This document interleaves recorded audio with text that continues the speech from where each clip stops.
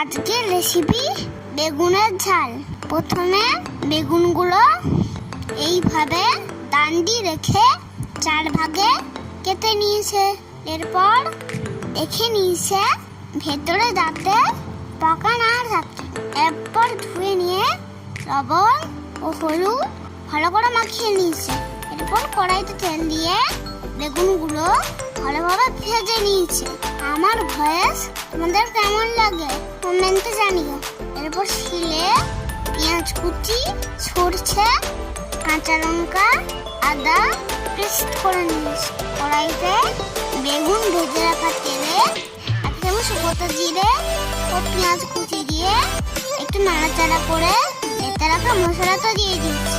তারপরে 1 চামচ লবণ, হলুদ গুঁড়ো, কাশ্মীরি লঙ্কা গুঁড়ো দিয়ে ভালো করে মিশিয়ে নিয়ে মশলা থেকে তেল ছেড়ে এলে পরিমাণ মতো জল দিয়ে ফুটিয়ে নিয়েছি।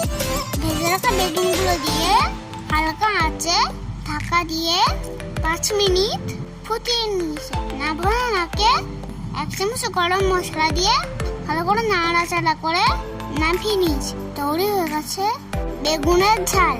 গরম ভাতে খেতে খুব সুন্দর হয়েছিল। ভিডিওটা যদি ভালো লাগে প্লিজ একটা লাইক ও সাবস্ক্রাইব করে দিও।